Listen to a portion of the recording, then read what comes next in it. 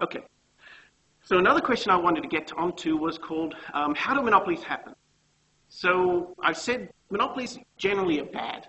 They're bad for the people who want to buy the product, which usually is us. And they're good for the people who run the monopoly, which usually is a big corporation. So why the hell would we make these things in the first place? You know, as a society, in a sense, we're a lot better off if we can have fewer monopolies and more competitive markets where the sellers have to compete against each other.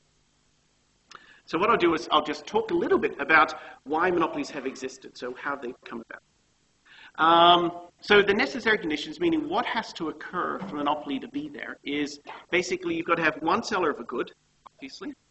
You've got to have no easy substitute, meaning, you know, okay, well, in some sense, that Melbourne coffee shop that's nearest to your house is a monopoly. It's the only coffee shop in Melbourne that is right next to your house. However, across the road, 50 yards further along is another coffee shop where you can buy a soy latte for exactly the same price. In that sense, yes, he's got a monopoly on that particular block, but this is not a monopolist who has a lot of market power, meaning this monopolist can't charge you $4.50 because it's the closest soy latte supplier to your house. You can walk across the road, walk down the street, and get a soy latte there. So in that sense, you need to be thinking about, well, how easy are substitutes? There's always substitutes. It's just how easy or how substitutable things are that matters a lot as well.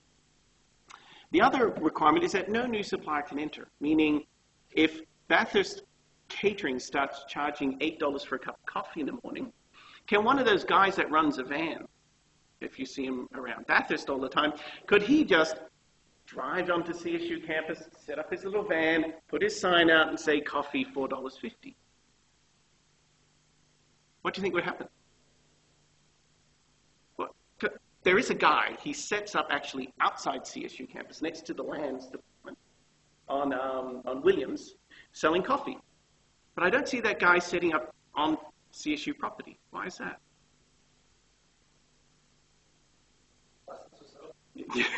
Yeah, I'd be willing to bet that our security would tell him to shove off if he did try to set up here. Why? Why? Is that good for CSU students, that we only have one source of coffee? No, but it's good for CSU catering. Okay. So monopolies, in a sense, require that there be a single supplier, there's no easy substitutes, and no one else can come in to try to compete.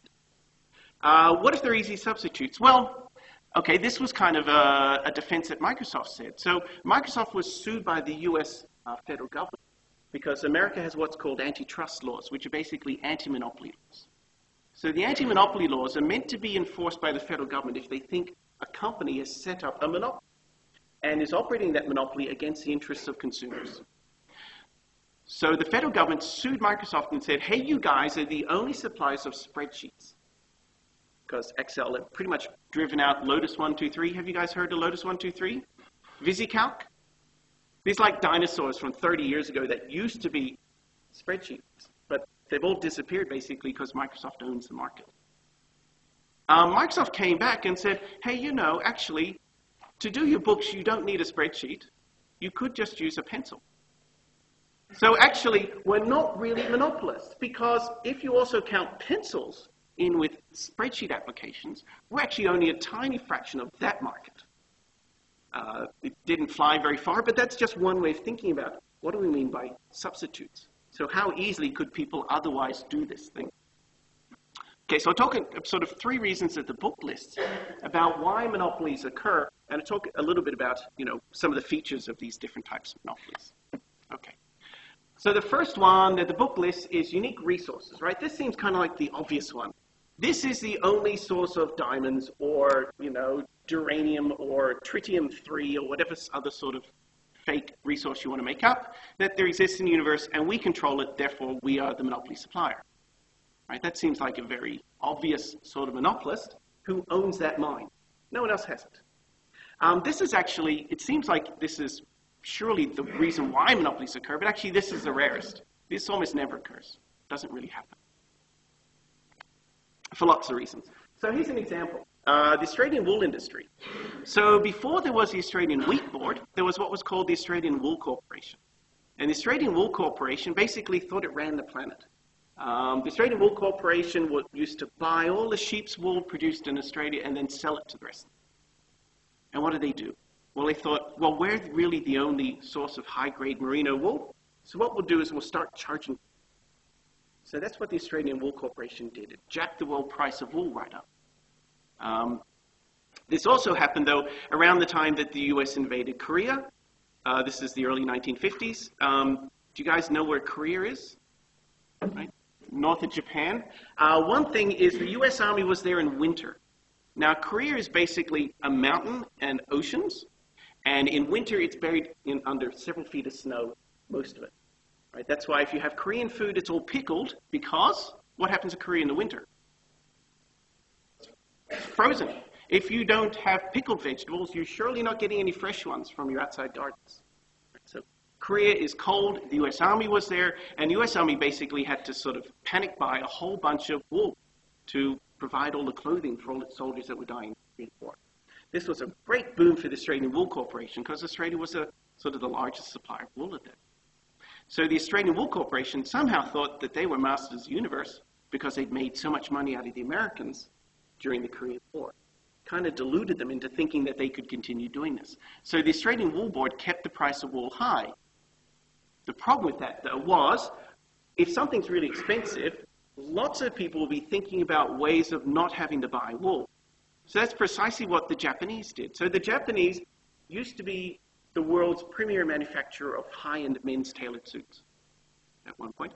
And high-end men's tailored suits at that point were all made out of wool. Right? So if you went and you bought one of those $2,000 Armani suits, they were all wool. What happened? Well, the Japanese figured out they were paying way too much money for Australian wool, so they started to invent synthetics. And now if you have a look at high-end suits, a lot of them are not wool.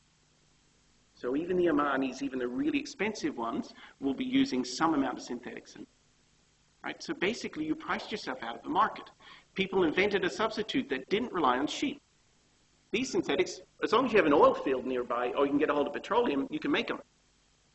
So basically, we thought that we controlled the only source of wool, whereas in fact, we thought we controlled the only way of making fine men's suits, but we only controlled how much wool was supplied from. But then also countries like New Zealand and South Africa saw these high wool prices, and their farmers started growing more sheep as well. So it turns out, in fact, that by the end, the entire system collapsed. Australia found itself with tons and tons of wool that it couldn't sell, and the Australian taxpayers basically had to rescue the whole thing. It costs us, some were saying, 40 times as much as the Australian Wool Board debacle did. The Australian Wheat Board debacle.